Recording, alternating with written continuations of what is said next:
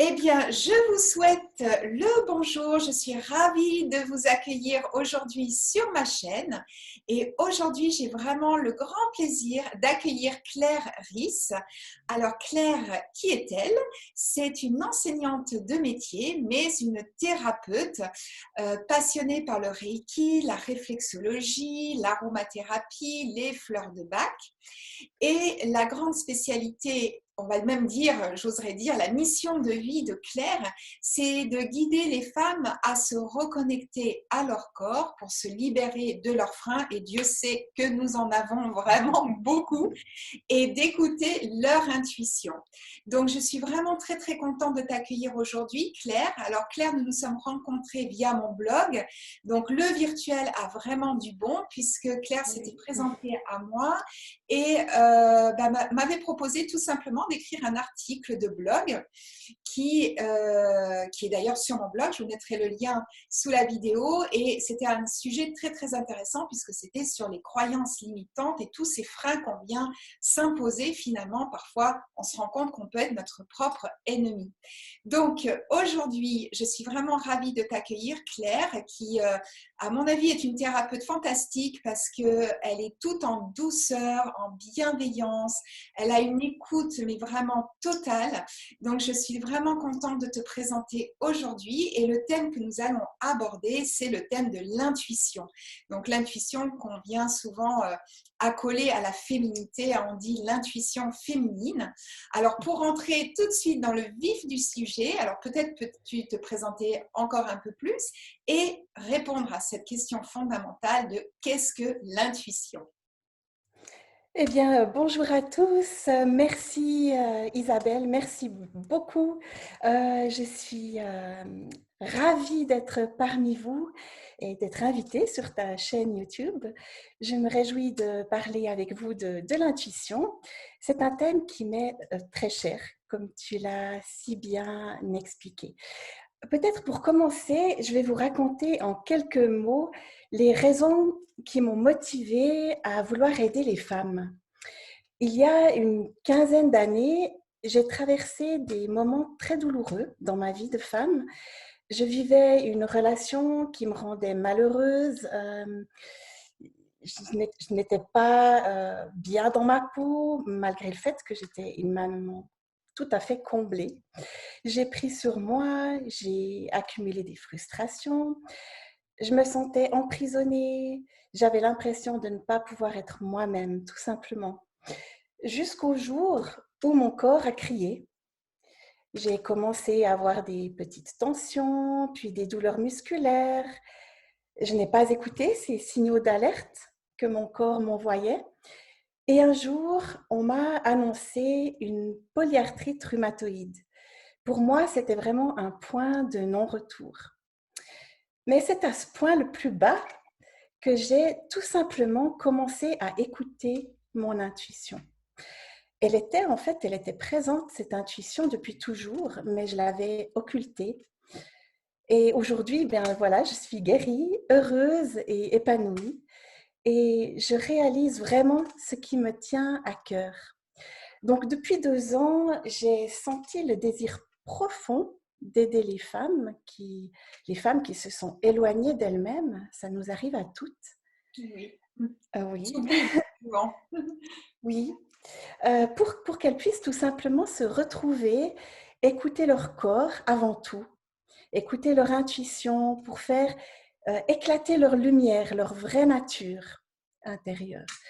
Et puis pour qu'elles puissent révéler cette lumière au monde. Et je pense qu'on en a vraiment besoin en ce moment, de révéler notre lumière sur le monde.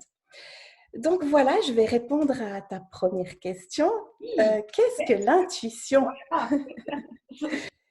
Alors, si on prend la racine du mot, l'intuition vient du mot latin intuere, qui signifie regarder attentivement à l'intérieur de soi.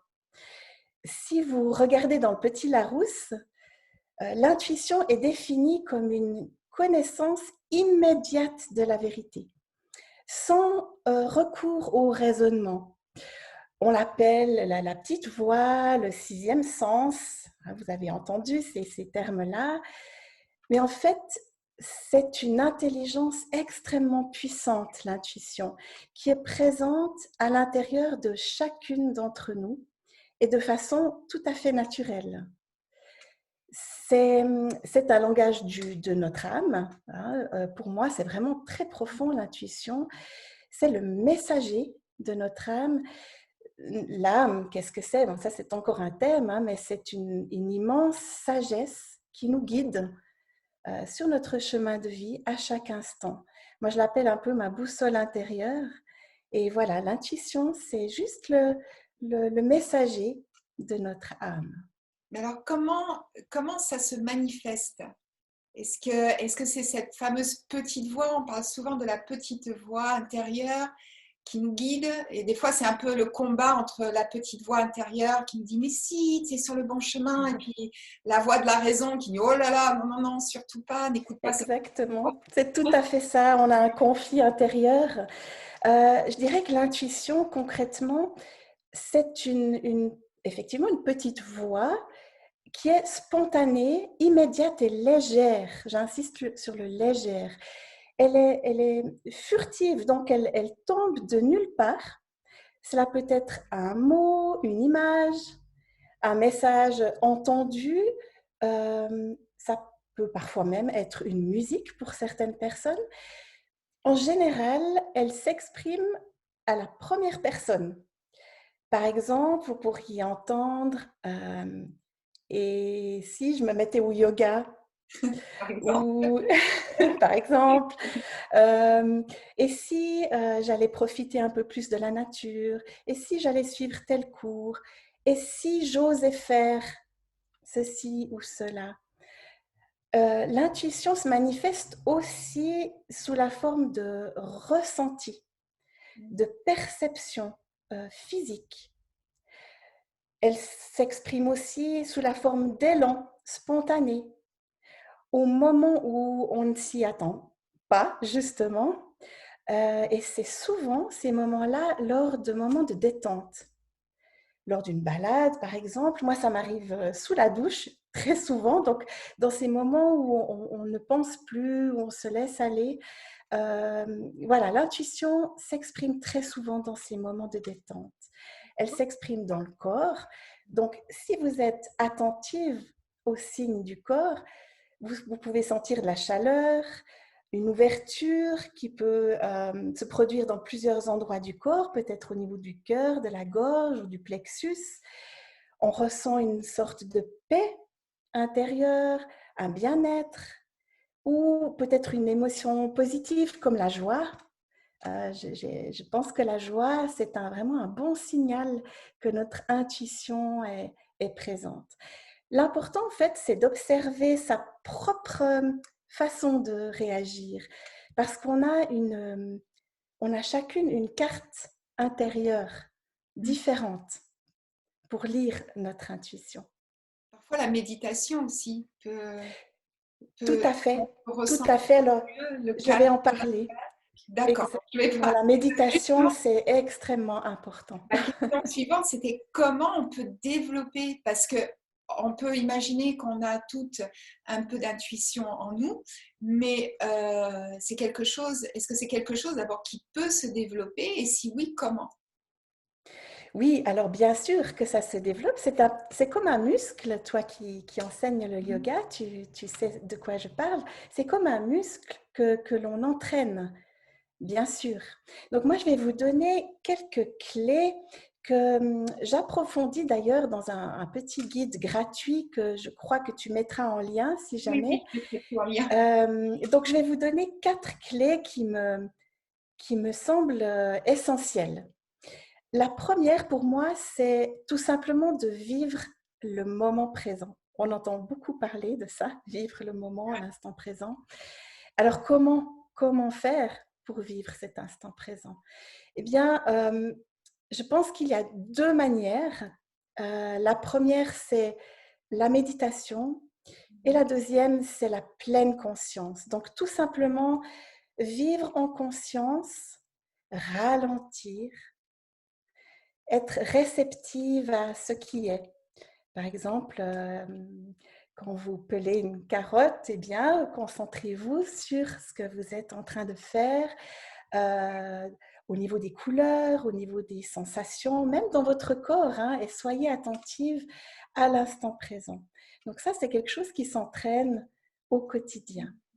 La méditation, c'est tout un chapitre. Alors, peut-être que tu peux en parler mieux que moi, mais je médite alors très fréquemment, c'est sûr. Et ça me permet de lâcher ce fameux mental et de me concentrer sur le corps. Oui, justement, ne serait-ce que par la respiration. De Tout se à fait. focaliser sur notre respiration permet de calmer ce bavardage incessant du mental. Et vraiment, et souvent on pense méditation, je vais plus penser. Non, c'est pas ça la méditation. Bien sûr Non. que les pensées arrivent, on peut pas les empêcher, on en a des milliers Oui. par jour. Donc, mais à force d'entraînement, c'est vrai que ces pensées, on peut les laisser filer, on les regarde passer, on ne combat pas, on ne lutte pas. Et après, on revient doucement à son souffle et à sa respiration. Et pour moi, c'est le meilleur guide pour justement calmer le corps, calmer le mental et du coup, certainement être plus à l'écoute de son intuition. Exactement, parce que ça laisse un espace, un accès à notre intuition beaucoup plus facile. Donc voilà, pour moi, ces deux clés sont capitales, donc la méditation et la pleine conscience.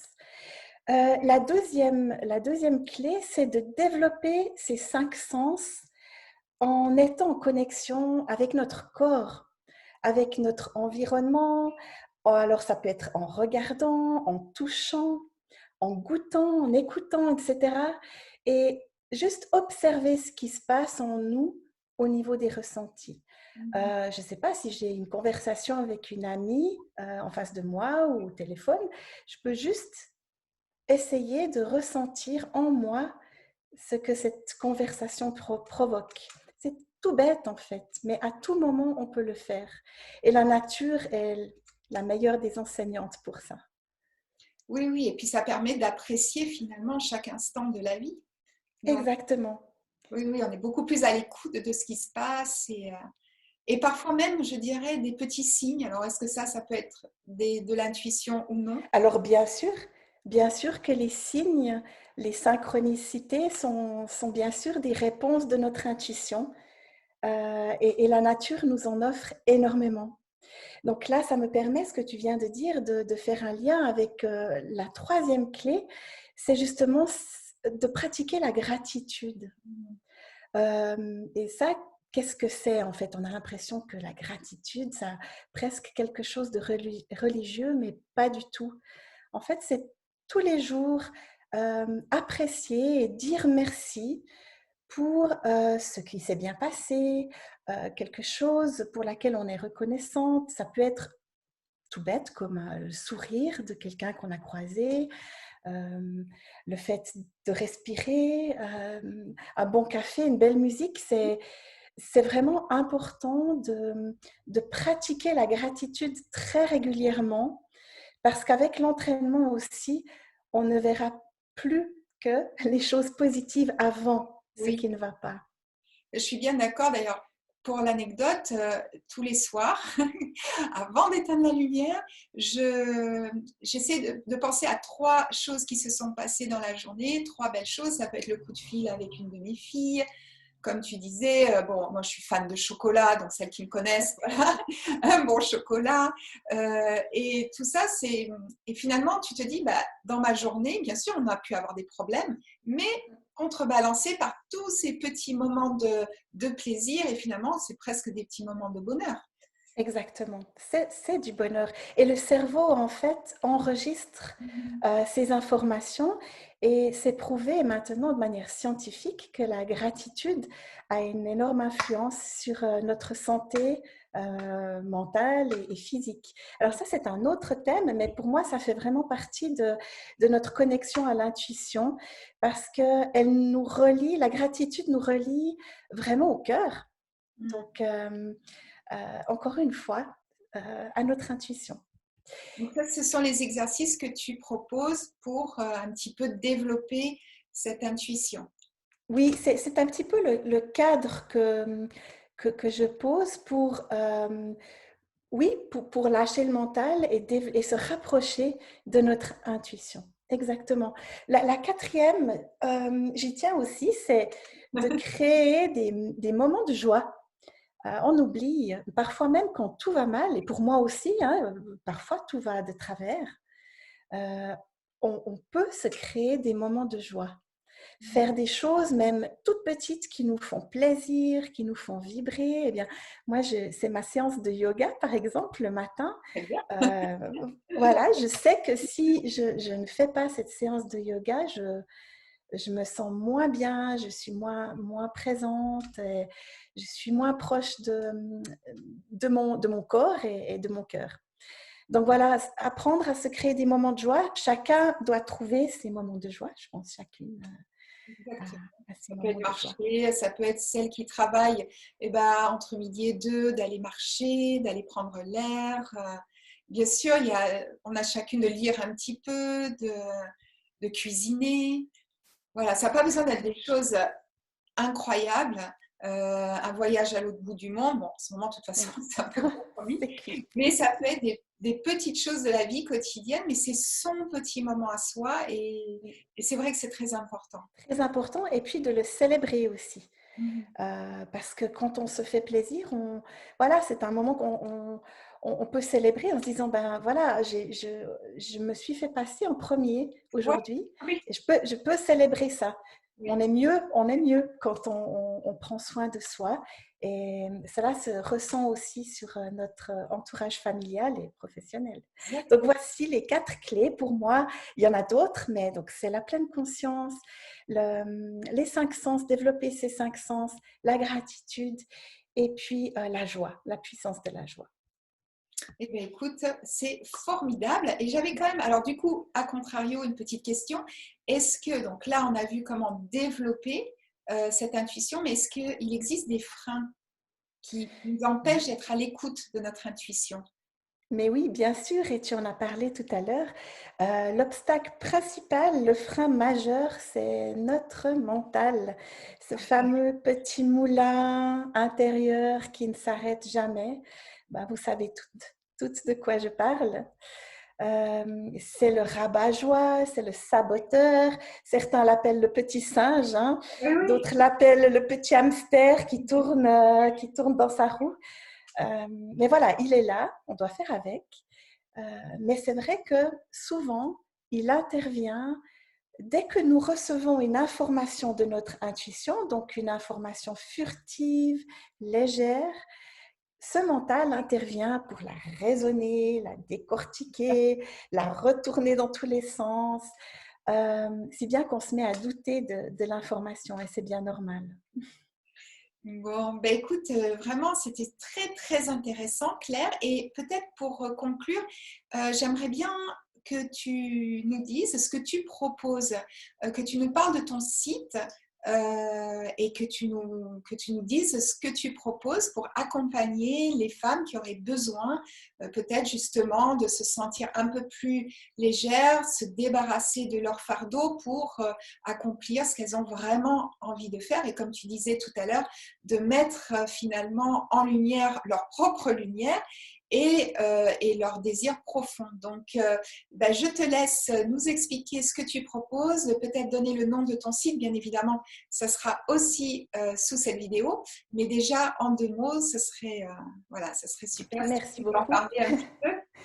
Merci Isabelle. Alors moi, je pense que plus que jamais, déjà à 50 ans et après, bien sûr, on a besoin de faire des choix conscients, des choix qui résonnent, des choix au plus près de notre cœur et de notre âme. Et c'est un petit peu comme s'il y avait urgence, on n'a plus de temps à perdre, on a beaucoup donné, C'est on- ça. c'est vrai, on sait ce que l'on veut, mais on sait aussi ce que l'on ne veut plus. Et on a une certaine expérience de vie, il faut quand même le dire. Donc, on n'a plus que jamais besoin de se rapprocher de la personne que l'on est profondément.